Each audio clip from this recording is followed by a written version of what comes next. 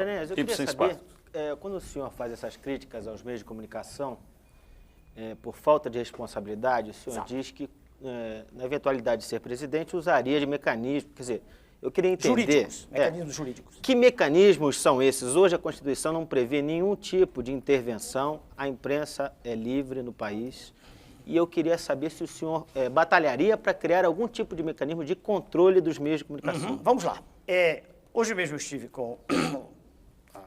na TV Bandeirantes, eu conversei com o senhor presidente da organização, disse exatamente o que estou dizendo aqui. Eu digo as mesmas coisas sempre, com clareza meridiana. Com a clareza do líquor de quem não tem meningite. A mesma coisa sempre. Veja, senhor, existe um estatuto da criança e do adolescente, ao qual não há nenhuma obediência no país.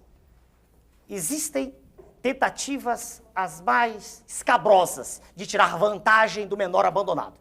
É uma indústria que aí está estabelecida.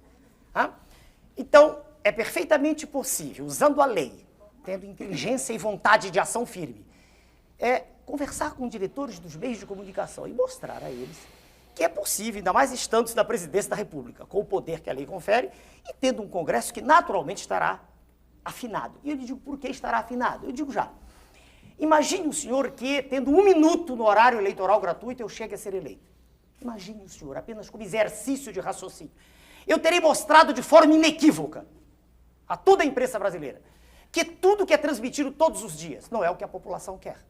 Em todas as páginas dos jornais, eles estão repletos de notícias dos candidatos da imprensa, aqueles que a imprensa prestigia. E ela diz que tem experiência política, como se experiência política fosse andar pelas ruas fazendo greves, gritando, ou fazendo comícios. Eu não vejo assim. Eu vejo, senhor, que experiência resulta de aprendizado, de conhecimento do assunto. Por isso eu estou esperando que nós comecemos a falar das questões magnas aqui já. Mas essa é uma questão que pode ser considerada um problema brasileiro. O senhor foi o primeiro a apontar. O problema da forma falta com que de os meios... respeito à criança Exatamente. que existe hoje. E esse não é um problema brasileiro? Eu já citei para o senhor o Estatuto da Criança e do Adolescente e a outra questão também, a qual não se faz referência normalmente, que é o direito de concessão. O direito de concessão previsto na Carta Magna, ele existe porque Sua Excelência, o Presidente da República, assina esse direito. Mas eu só queria, por favor, eu só queria entender qual é o... emissoras que não se enquadrarem ao modelo que o senhor... Eu queria entender se é um processo de negociação, de discussão com a sociedade, negociação, ou se seria intervenção. Pois não, assim como eu estive hoje com o presidente, o primeiro de uma rede de comunicação que me convidou para conversar, e só fui porque fui convidado, jamais impus minha presença a lugar nenhum. Estou aqui porque os senhores mandaram um ofício, claro, calcado na lei, mas eu quero crer que, conversando com os diretores, presidentes dos meios de comunicação, como todos são chefes de família, e apenas eles participam do processo, porque, quero crer, não há outro jeito, é uma briga por ibope, quando se ficar claro, quando não houver dúvida, quando for irrefragável a tese que existe comando na nação, e nessa história de faz de conta que aí está, sabe? Perdoe-me, essa bagunça generalizada que hoje é o Estado brasileiro, fraco, incapaz de tomar decisões, mal informado, mal organizado, com uma desordem em todos os níveis. Quando ficar claro que não é mais assim, eu quero crer que não será difícil. Pois não. Nós temos mais uma pergunta do jornalista. Antes eu queria que o senhor respondesse ao nosso telespectador, José Carlos Plácido, da Vila Olímpia. Ele quer rapidamente saber do senhor o seguinte: se o senhor não passar para o segundo turno, o senhor aceitaria ser ministro de algum outro governo? Com todo respeito ao telespectador, com todo respeito ao senhor telespectador, é impossível... Fala aqui? Pois não. É impossível, o senhor que fez a pergunta, muito obrigado ao senhor, mas é impossível ser ministro de um governo inepto. Veja, o senhor que perguntou o que acontece agora com, não me lembro, o senhor Osíris, o senhor secretário da Receita. Não adianta, imagine o senhor que eu fosse, por hipótese, que aceitasse essa tese. Jamais aceitarei com o modelo que aí está, jamais. Já declarei isso por escrito, em documento que está registrado em Brasília. Não quero ser profissional de política, não gosto disso. Eu quero ser um estadista, quero endireitar, quero fazer com que a nossa nação respire, com que a nossa nação possa emergir desse lodaçal em que ela está mergulhada. Como eu poderia aceitar ser ministro se, quando qualquer medida firme fosse ser tomada, imediatamente eu seria obrigado a demitir-me? Como posso eu aceitar teses de um candidato à presidência da República, que é o representante legítimo das multinacionais no país? Quem é, doutor Enéas? Sua Excelência, o senhor Fernando Henrique, é um representante legítimo das multinacionais no país? Legítimo. É um homem que defende um processo neoliberal que estraçalhou a Argentina e temos outros exemplos, muitos, mas respondendo ao seu telespectador, eu não posso ser ministro. Veja o senhor, se eu quisesse ter qualquer cargo, eu teria sido candidato a deputado federal e sem nenhum convencimento estólido, sem nenhuma bobagem, eu teria tranquilidade de eleição em qualquer estado, qualquer unidade da federação. Ok, Tonés, pergunta agora do jornalista Rui Xavier. Pois não, senhor. Ouvindo o senhor assim, a minha sensação é que o senhor ficou mais duro. Mais duro? Mais duro. Nos últimos, desde a última eleição para cá. Quer dizer, eu lendo o noticiário aqui, várias reportagens sobre o senhor. Posso tomar também, água aqui? Pode, à vontade. Também me dá essa impressão, e parece que passa essa impressão, que o senhor ficou uma pessoa mais dura, mas tem aqui até algumas reportagens que diz, tem um título aqui que eu não vou conseguir localizar aqui, que diz, chegou o neofascista, o novo neofascista. Então, minha pergunta para o senhor é o seguinte, o senhor mudou? O que houve com o senhor? Quer dizer, anteriormente o senhor passava uma impressão mais simpática para... E agora está uma coisa mais dura, falando mais... Posso responder? Pode, claro, vontade. Com respeito à sua pergunta e a tudo que ela possa traduzir, né, de modo explícito ou implícito. Veja o senhor, eu sempre falei durante os 15 segundos com o mesmo tom enérgico que eu falo agora. Isso é da minha personalidade.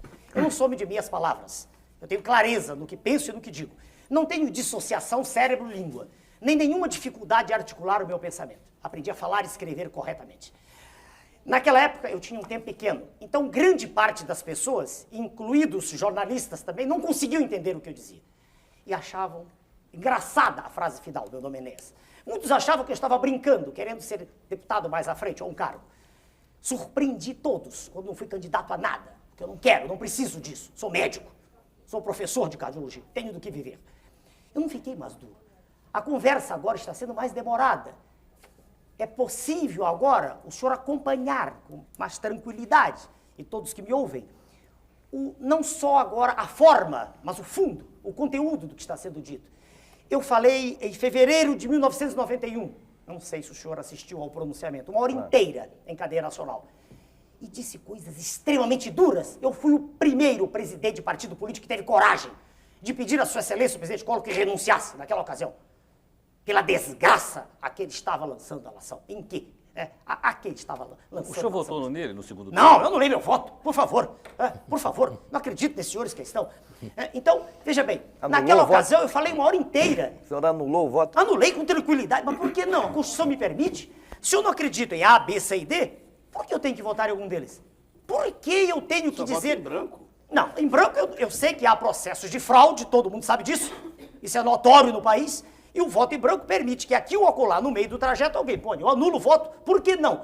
É a maneira mais clara, mais categórica, mais peremptória de eu dizer que não acredito naquilo. Aparentemente, o senhor não acredita só de A, B, C, o senhor não acredita em ninguém de A a Z, pelo que o senhor está dizendo. Depende de quem se apresenta. Aí, não, só o senhor. Então, podia inverter essa pergunta. Só um instantinho para o senhor, por favor. Não, pois é, nessa Clóvis, linha. Senhor Clóvis, um minutinho. Eu não vejo no cenário que aí está. Se eu visse, eu não me teria candidatado. Perceba o senhor uma coisa. Eu não gosto do processo. Senão pertenceria a ele tranquilo, estaria a palavra que os senhores usam. Processo, exatamente o que é processo? É essa imundícia em que se transformou o quadro político brasileiro. É essa situação de vergonha que cada brasileiro tem quando chega no exterior. Eu estou falando de quem pode ir ao exterior, porque pobre não sai nem do bairro onde mora, não consegue nem pagar a passagem. Essa situação de mentira que é lançada nas telas da televisão e nos jornais todos os dias. E vou dar exemplos para os senhores, vamos falar de coisas concretas. Previdência, que é uma farsa. A maioria das coisas que são apresentadas é falsa. Quando se diz que existem 2 para 1, isso é mentira. Misturam-se os homens da cidade com os homens do campo. A relação na cidade é quase 4 para 1. A relação no campo é meio para 1. Quando se junta isto tudo, e os senhores são jornalistas, sabem da verdade, cria-se o 2 para 1. Então há 2 indivíduos também, isso é mentira. O que ocorre é que arrecada-se muito pouco no campo. E como se arrecada muito pouco no campo, a cidade paga pelo campo. Então tem-se a impressão que a Previdência está falida. Ela tem, aliás, um saldo de $1 bilhão. O que se quer é privatizar tudo para que grupos espúrios, né, tomem conta, e aí o Estado fica endividado, como aconteceu no Chile. O Estado fica endividado e os grupos têm um grande negócio. Então, eu deixo de ser bem claro. Quando você disse o processo, eu quero dizer o seguinte, eu não gosto dessa maneira como um candidato a presidente da República se curva Para ser eleito, ele se curva. Ele não acredita na força dele. E ele faz composições, ele procura um vice, ele procura um... Para quê? Para que ele tenha votos. Eu não faço isso. Eu sou exatamente o mesmo. Meu candidato a vice-presidente é o Almirante. Almirante Roberto Gomes Silva. Um homem que não vai me trazer voto, não é nada disso. Apenas ele foi um homem que, no governo Figueiredo, lutou pela nacionalização. Lutou contra a desnacionalização das nossas jazidas. Ele lutou contra esse processo de sangria, né, do qual nós somos vítimas, exportando minério in natura. Ele lutou contra isso.